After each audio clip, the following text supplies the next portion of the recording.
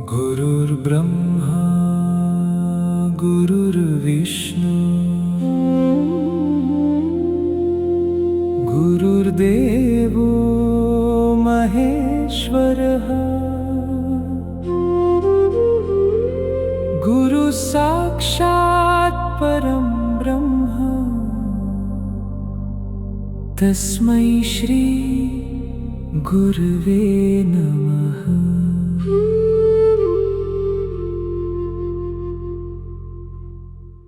प्रणाम मोहित जी। आज त्रिज्ञान का हमारा तीसरा दिन है जी। और आज हम ब्रह्म ज्ञान के विषय में बात करेंगे। ब्रह्म ज्ञान के विषय में बात करना है, पहले हम ये समझते हैं ब्रह्म ज्ञान होता क्या है वास्तव में। जी।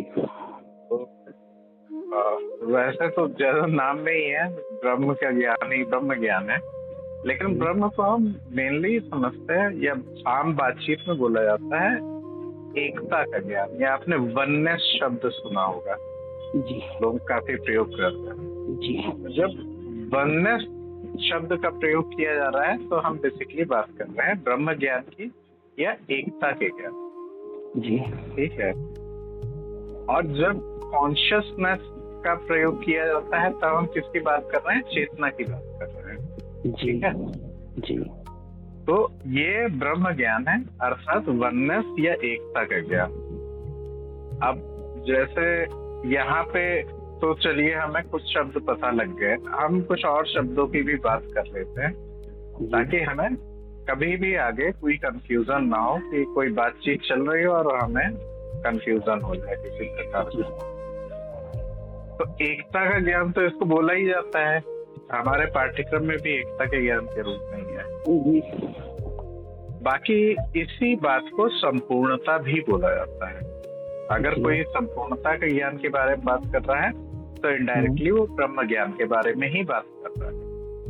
या आपने निर्वाण शब्द सुना होगा। निर्वाण शब्द और ब्रह्म ज्ञान एक ही बात है, कोई अलग अलग बात नहीं। जी। जी।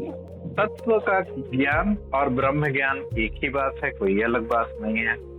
धर्म जिसको बोलते हैं, एक तो धर्म ये वाला है हिंदू मुस्लिम सिख ईसाई, ये जो डेफिनेशन गवर्नमेंट ने और बुद्धिजीवियों ने जो धर्म की डेफिनेशन दी थी उसमें ये सब आ गया था। लेकिन वास्तव में जो धर्म था जिसको सनातन धर्म बोलते हैं, तो वही धर्म बोला गया है जो आपके तत्व से, आपके स्वरूप से आपको मिला दे, उसको धर्म बोला गया है। ठीक है। तो इसलिए जब कोई स्वधर्म की बात कर रहा है तो एक तरीके से या धर्म की बात कर रहा है तो वो तत्व ज्ञान की ही बात कर रहा है। लेकिन ये बहुत इसका धर्म का शब्द बहुत वो हो गया है, डिस्टॉर्टेड हो गया है इसका मीनिंग। तो धर्म को आप भले ही हटा दीजिए, लेकिन वास्तविक जो धर्म का मतलब होता है वो तत्व ही होता है। दिव्य का ज्ञान भी इसी को बोला गया है, या कई लोगों ने बोला है कि हर चीज का आधार ये है या हर चीज का धरातल ये है। तत्वमसी तो मतलब जैसे एक कन्वर्सेशन हो रही है। ठीक है। इसमें आपको उसका कॉन्टेक्स्ट समझना पड़ेगा इस मंत्र का। इसमें क्या हुआ था कि उनको श्वेत केतु को बोला गया था कि पूरा जीवन शिक्षा दी गई थी कि भाई आप पहले जाओ, गायों को लेके इनकी संख्या बढ़ाओ, इनका वो करो, फलाना ढिमाका करो। वो हर स्टेप पे 3-4 स्टेप में उसने चेतना के अलग अलग चरणों को श्वेत केतु ने समझा।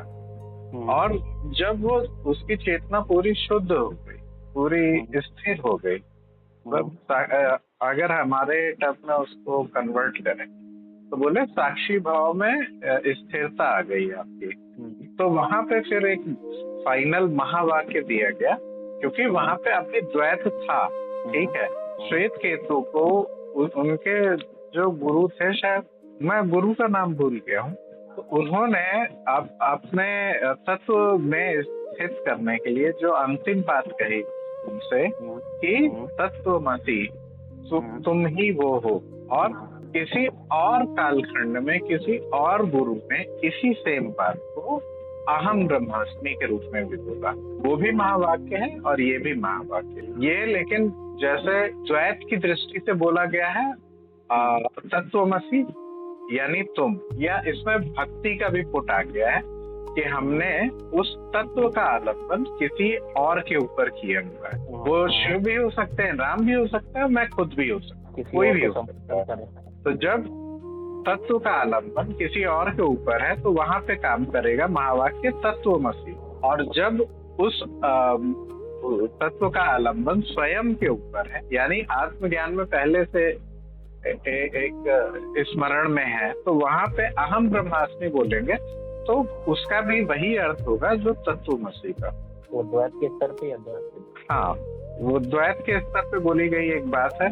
और उसमें भी यही बताया गया है कि अगर तुम स्वयं को उससे अलग देख रहे हो, तत्व से स्वयं को अलग समझते हो, तभी तो तुम जीव हो, तो तुम ही तत्व हो, तत्वमसि। और ब्रह्म ज्ञान को इसके अतिरिक्त अस्तित्व भी बोला जाता है। अभी जैसे हमने बात की तो हमने एक शब्द का प्रयोग किया अद्वैत। तो अद्वैत की जब बात चल रही है तो हम टेक्निकली ब्रह्म ज्ञान की ही बात कर रहे हैं। आत्मा में परमात्मा का मिलन जब ये बोला जा रहा है तब भी वो ब्रह्म में विलीन होने की बात कर रहे हैं, या आत्मा का परमात्मा या ब्रह्म के साथ मिलन। और ब्रह्म का पर ब्रह्म के साथ मिलन भी यही बात है। ठीक है, पूर्णता भी इसी को बोलते हैं। अगर कोई बोले शून्यता, तो शून्यता का मतलब सीधा समझिएगा ब्रह्म ज्ञान के विषय में ही बात चल रही है। कई लोगों ने बताने के क्रम में ऐसे भी बोला है कि मैं का मिट जाना पूरी तरीके से। तो मैं अगर मिट गया तो अब फिर तो सीमा हट गई ना, तो वो स्वतः ही एकता हो गई। हम अलग, हम स्वयं को अलग क्यों लग रहे हैं? क्योंकि अहंकार है, मैं है, उसी की वजह से तो हम बाकी सबसे अलग हैं। ये मिट गया तो हम एक ही हो गए फिर। और इसी को बोला गया कि दृष्टा और दृश्य का एक हो जाना। इसका सीधा सा मतलब है कि ब्रह्म ज्ञान के बारे में बात की जा रही है। किसी ने इसको ऐसे भी बोला कि दो नहीं है, अर्थात अद्वैत। और किसी ने ऐसा भी बोल दिया कि एक ही है। ठीक है, जिसने एक ही है बोला उसने भी अपने अनुभव से बोला, और जिसने बोला दो नहीं है उसने भी अपने अनुभव से बोला, लेकिन दोनों ने ब्रह्म ज्ञान के विषय में ही बोला।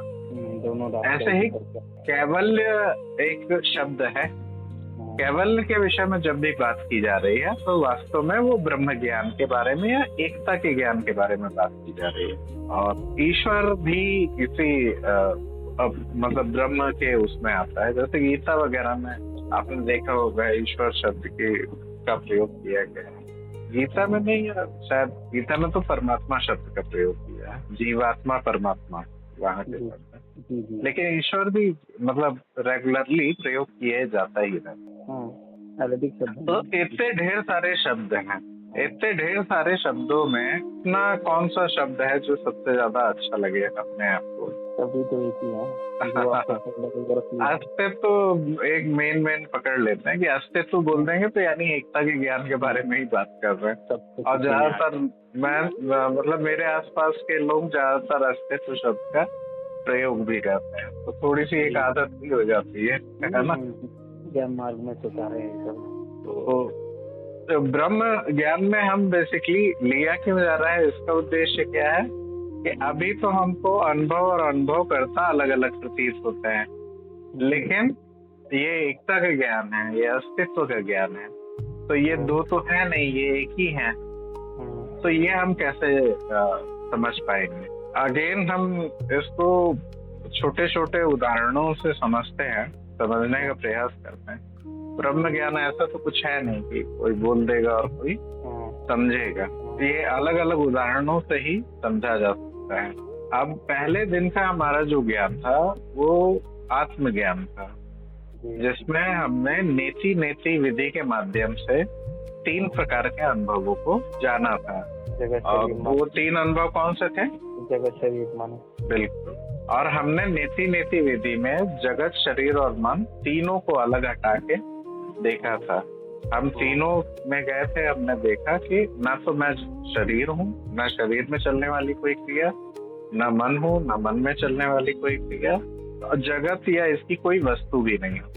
ये तीन चीजें तो हमने देख ली। जी तो यहाँ पे इसके बाद जो शेष बचा वो दृष्टा के रूप में हमने उसको आइडेंटिफाई किया, या हमने उसको नाम दिया दृष्टा। और फिर हमने अगले दिन माया के विषय में समझा कि माया किस लिए हमें सत्य प्रतीत हो रही है, किस प्रकार से माया हमें दिख रही है, उसकी प्रक्रियाएं क्या है। जैसे इंद्रियों के माध्यम से मतलब बाह्य इंद्रियों के माध्यम से, ज्ञान इंद्रियों के माध्यम से ही वो जो भी ज्ञान मिल रहा है, हमारी सीमित इंद्रियों से बड़ा सीमित सा ज्ञान मिल रहा है, हमें इतना सत्यापित तो हो गया। अब हमें ये अपना स्वरूप का एक ज्ञान हो गया, माया किस प्रकार से कार्य कर रही है ये पूरी प्रक्रियाएं पता लग गई, माया हमें क्यों प्रतीत हो रही है ये पता लग गया। अब हमको ये जानना है कि जिसे आत्मज्ञान में जिसे मैं समझता हूँ या अपना निस्वरूप, माया के ज्ञान में मैं जगत को और बाकी निस्वरूप के अलावा बाकी सब जो भी बचा रह गया, तीनों अनुभव, उन तीनों अनुभवों को कैसे अनुभव किया गया ये सब, और इन दोनों को मैंने अलग अलग समझा। लेकिन अब ब्रह्म ज्ञान में क्या कहा जा रहा है कि वो वाला अनुभव और ये वाला आत्मा या मेरा निस्वरूप, ये दो अलग अलग बातें नहीं है, ये एक ही बात है। अब हम इसे समझते हैं एक उदाहरण से। मैं अलग अलग प्रकार के वाक्य बोलूंगा और आप मुझे बताइएगा। इस प्रकार से इसको लेके चलते हैं कि जैसे आपने बोला कि मैं चलता हूँ, मैं चलता भी हूँ। आपने फिर एक वाक्य बोला मैं ही रुका हूँ, फिर आपने बोला कि मैं ही बोलता हूँ, और फिर आपने बोला वाणी का प्रसार करने वाला प्रकाश भी मैं ही हूँ। यहाँ पे अगर आप इन चारों बातों को देखेंगे, एक में आप चल रहे हैं, एक में आप रुके हुए हैं, एक में बोल रहे हैं, एक में वाणी के रूप में जो भी आपने बोला है, वो प्रकाश या ऊर्जा जो भी जिस प्रकार से आप समझे, वो प्रकाश या वो ऊर्जा वो भी तो आपके भीतर से ही आ रही है, वो वाणी। तो वो वाला प्रकाश भी ऑब्वियसली जब आप स्रोत हैं तो वो आप ही है, तभी बोल पा रहा हूँ, तभी बोल पा रहे हैं। तो यहाँ पे अगर हम देखें तो चार भिन्न बातें हैं, क्योंकि एक जगह पे चला जा रहा है, एक जगह पे चलते चलते रुक गया है, एक जगह पे बोल रहे हैं, और एक जगह पे जो बोल दिया गया वो वाणी भी प्रसारित हो रही है। लेकिन अगर आप इनका आधार देखें, वो एक ही जो मैं है उसी की तो विभिन्न प्रकार की अलग अलग प्रकार से गति कर रहा है, वो एक ही मैं। एक बार मैं चल रहा है तो मैं चलता भी हूँ, फिर मैंने गति करना बंद कर दिया तो मैं रुक गया, ठीक। फिर मैंने एक दूसरी गति करनी शुरू की, मैं ही बोलता हूँ, ये एक प्रकार की गति ही तो है। और वाणी जो भी निकली उसका जो प्रसार हुआ वो भी एक प्रकार से मैं ही हूँ, ठीक है। तो इसमें सत्ता तो एक ही है लेकिन गतियां अलग अलग हैं, ऐसा कहा जा सकता है। और एक और चीज अगर आप ध्यान से देखें, अगर गति नहीं होगी तो मैं आ पाएगा क्या? नहीं, परिवर्तन के लिए चाहिए ऊर्जा। बिल्कुल। तो अगर गति है या किसी भी प्रकार का परिवर्तन, तो उसके लिए मैं का होना बहुत ज्यादा जरूरी है कि नहीं है? बहुत जरूरी, आधार ही वही है, आधार ही वही है। और जब मैं होता है तभी गति होती है, यानी जब दृष्टा होता है तभी दृश्य होता है, ऐसा कहा जा सकता है। तो बिना दृश्य के दृष्टा नहीं हो सकता, बिना दृष्टा के दृश्य नहीं हो सकता, दोनों हमेशा एक साथ ही उपस्थित होते। अब आपके सामने मोबाइल पड़ा हो, आप उसको देखना ही ना चाहें तो आप आंख बंद कर ले या दूसरी तरफ मुंह घुमा ले, तो फिर उस मोबाइल में कोई अस्तित्व सामने मेरे लिए नहीं। जब देखने वाला नहीं है तो दिखने वाला भी नहीं। जब आप मोबाइल को देखने चाहेंगे तभी तो मोबाइल देखेगा। तो यहाँ पे जो मैं है वो हमेशा गति के साथ ही होता है, अगर गति ना हो तो मैं भी नहीं रहेगा। इसलिए एक प्रकार से हम ये पाते हैं कि दृष्टा और दृश्य दोनों एक साथ होते हैं। अच्छा, कभी ऐसा हो सकता है कि दृष्टा आ जाए और दृश्य ना आए? संभव नहीं। नहीं है ना। नहीं। और कभी ऐसा हो सकता है कि दृश्य हो लेकिन दृष्टा ना हो, दृश्य अपना इंडिविजुअली कहीं हो? बिना एक ऐसा दूसरे संभव है? के नहीं, पूरक है दोनों एक दूसरे के। पूरक। तो ये पहली बात जो ब्रह्म ज्ञान के लिए अनिवार्य है समझना, वो आपको सत्यापित हुआ कि दोनों हमेशा एक साथ होते हैं। जी। ठीक। अब हम एक दूसरा उदाहरण समझते हैं। दूसरी बात, मिट्टी है, ठीक है। हाँ। उस मिट्टी ने अलग अलग प्रकार के आकार लिए, जिन आकारों को हम क्या बोलते हैं, कभी ग्लास बोल देते हैं, कभी कटोरी बोल देते हैं, कभी थाली बोल देते हैं। लेकिन उन सभी बर्तनों का आधार क्या है? मिट्टी। मिट्टी। बिना मिट्टी के क्या किसी बर्तन का अस्तित्व हो सकता है? काल्पनिक बात हो जाएगी। बिल्कुल। तो ये चीज तो कंफर्म है कि बिना मिट्टी के बर्तन का अस्तित्व नहीं हो सकता। जी। ठीक। जी। लेकिन ये बताइए कि बिना बर्तन के क्या मिट्टी का अस्तित्व हो सकता है? नहीं, दोनों एक दूसरे के पूरक हैं। अच्छा, तो मिट्टी से क्या बर्तन के अलावा और किसी प्रकार से मिट्टी को नहीं देखा जाता? जैसा ढालने वाला चाहे उस आकार में ढल सकता है, क्योंकि ये मूल तत्व है, उसके बिना कुछ संभव नहीं। आप जैसा चाहें वैसा देख सकते हैं उसको। ये तो गड़बड़ हो जाएगी। तो मट्टी को कुम्हार जैसा चाहेगा वैसा ना ढाल सकता है, क्योंकि मूल तत्व तो वही है। वो घड़ा बना ले, पतीला बना ले, प्लेट बना ले, गिलास बना ले, खाने वाले की तरह है ना वो। तो क्या उसके इस रूप में देखना वो चाहिए? उसका आकार हो गया। जी, वो आकार तो में ढाल सकता है ना। बिल्कुल। तो आकार के लिए मिट्टी का होना अनिवार्य है। आकार के लिए मिट्टी का होना, जी है जी। मट्टी नहीं होगी तो आकार कैसे संभव है किसी चीज का? तो इसको ऐसे कहा जा सकता है कि सभी बर्तनों का आधार मिट्टी है, बिना मिट्टी के बर्तन नहीं बन सकते। जी। क्या ऐसा कहा जा सकता है बिना बर्तनों के मिट्टी भी नहीं बन सकती? नहीं, वो तो मूल है, उसको किसी चीज की जरूरत नहीं। तो जो बर्तन है या जो आकार है वो निर्भर है मिट्टी के ऊपर, लेकिन मिट्टी आकार के ऊपर निर्भर है नहीं। तो इसमें तत्व क्या हुआ? मिट्टी हुई। ठीक है। तो आकार तो बदलते हैं लेकिन आधार नहीं बदलता।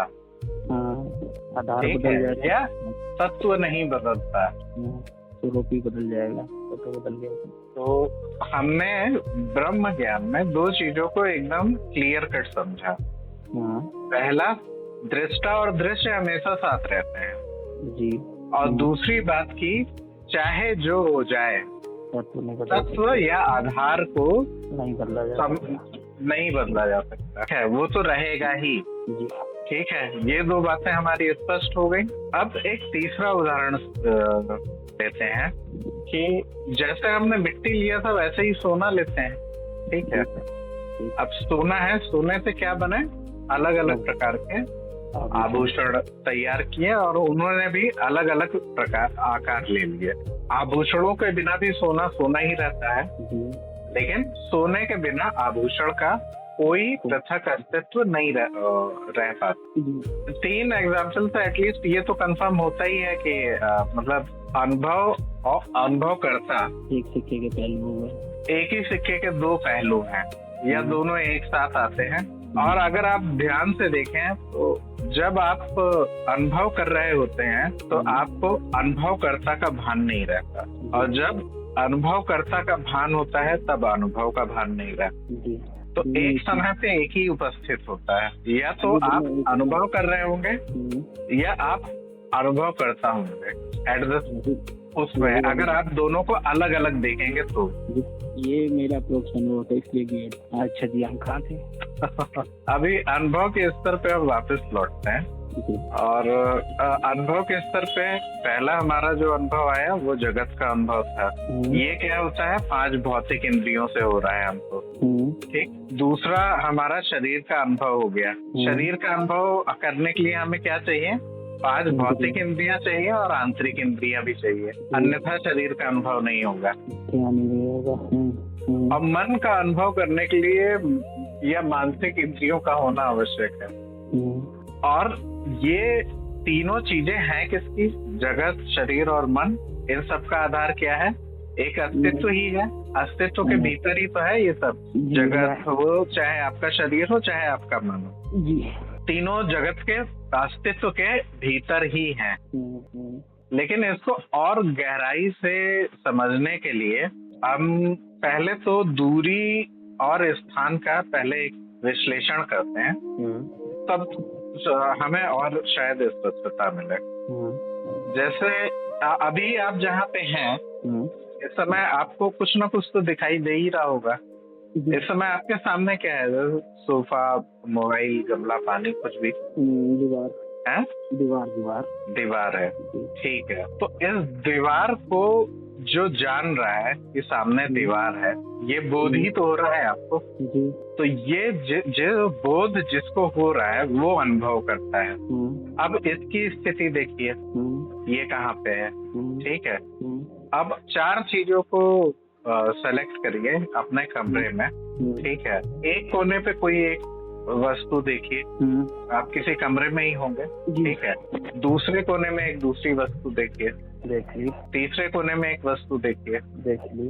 चौथे कोने में एक वस्तु देखिए, देख ली। अब फिर से पहले वाले कोने पे आइए, आ गया। 4 अलग अलग वस्तुएं देखी आपने। जी। इन 4 अलग अलग वस्तुओं में देखने वाला जिसको उस दृश्य का बोध हो रहा है, क्या वो बदला? नहीं। उसका स्थान बदला? नहीं। क्या चीज बदल रहा है यहाँ पे?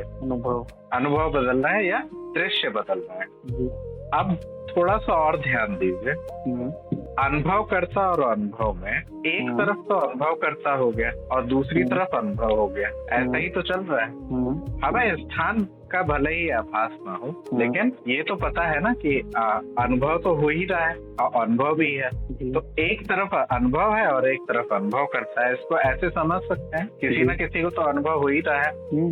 अब मुझे ये बताइए कि ये वाला जो अनुभव है और जो अनुभव करता है, इन दोनों के बीच में दूरी कितनी है? ये थोड़ा सा आप नाप के बताइए। नहीं, मतलब किस पॉइंट पे अनुभव समाप्त हो जाता है और अनुभव करता शुरू होता है? नहीं बताया जा सकता कि पानी कहाँ से गीला होना स्टार्ट हुआ। तो वो सीमा का भान नहीं है ना?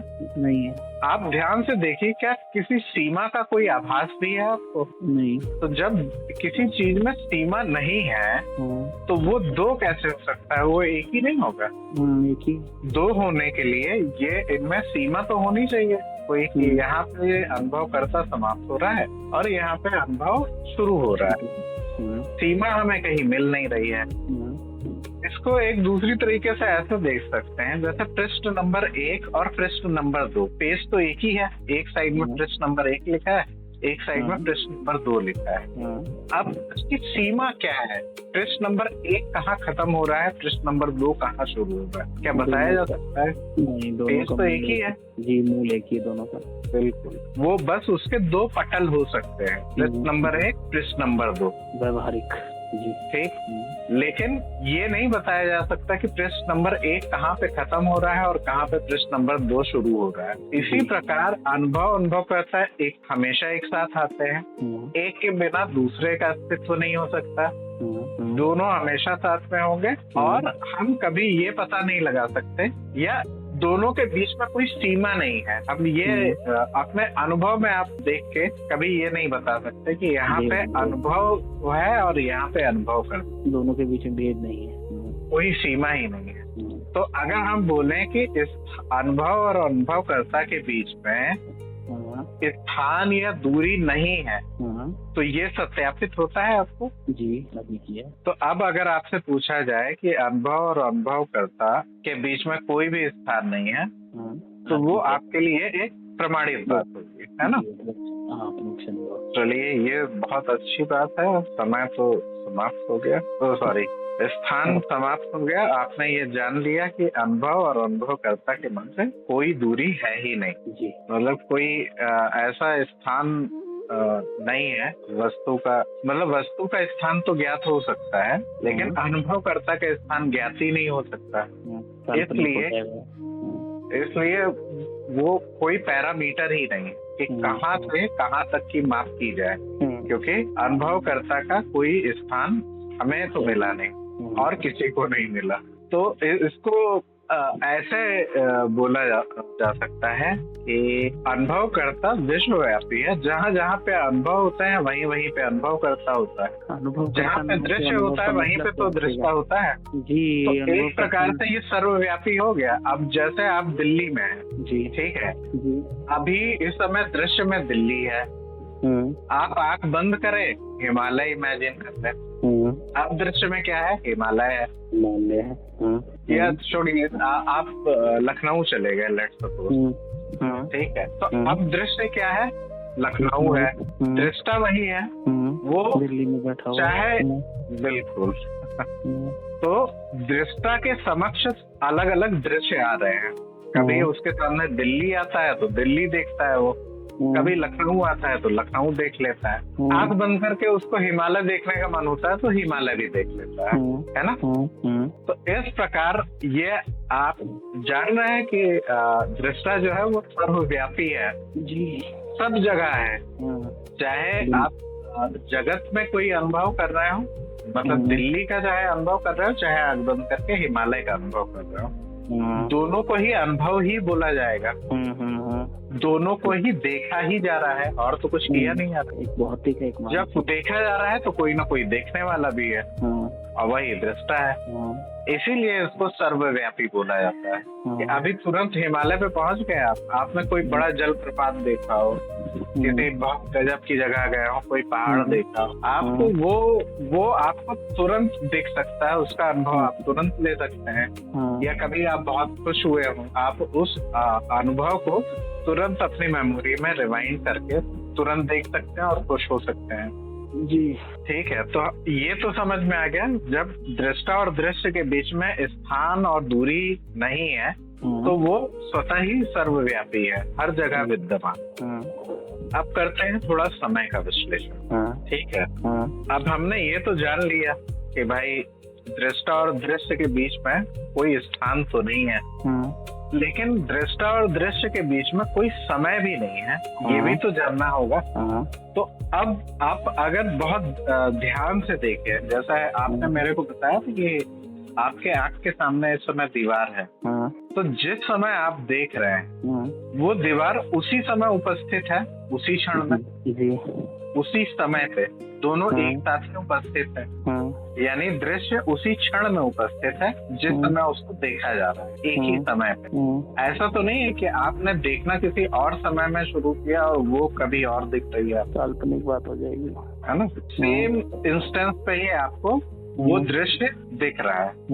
साथ ही आए थे तो कभी दोनों के बीच में समय का अंतर है? नहीं, बिल्कुल भी नहीं है। तो जब दोनों के बीच में समय का अंतर नहीं है तो एक ही समय पर उपस्थित भी हैं, उनमें स्थान और दूरी भी नहीं है।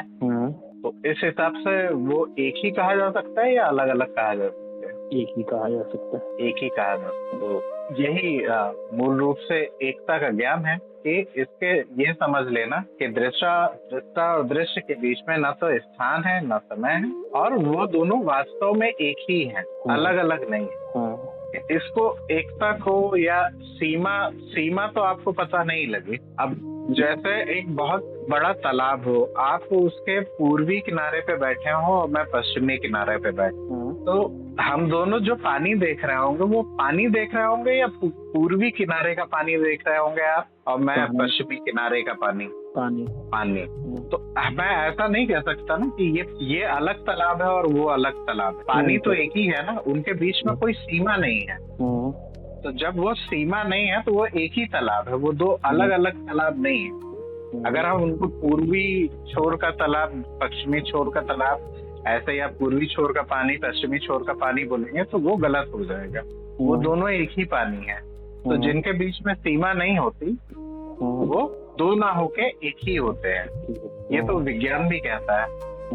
और ये सीमा हमें दिख नहीं रही है अनुभव और अनुभवकर्ता के मन से। हमें पता नहीं लग पा रहा है कि कहाँ पे अनुभव शुरू हो रहा है, कहाँ पे अनुभव कर। तो वास्तव में जिन्हें दो की तरह देखा जा रहा था वो दो नहीं होके एक ही है, यही एकता है।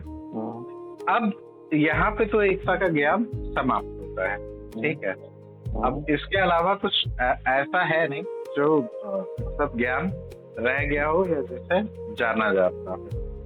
लेकिन इसके बाद फिर कई ढेर सारे प्रश्न हो सकते हैं, उठ सकते हैं। तो अगर आपके कोई प्रश्न हो तो आप कर सकते हैं ऐसे सारे प्रश्न जो आपको एकता के ज्ञान या ब्रह्म के ज्ञान को प्रमाणित होने से रोकते हो, वो सारे के सारे। पहले तो आपको प्रणाम और कोटि कोटि आभार, आपके बताने का तरीका अति उत्तम लगा हमको। कोई प्रश्न नहीं बचे मेरे, धन्यवाद आपको। ये ब्रह्म ज्ञान प्रमाणित हो गया आपको?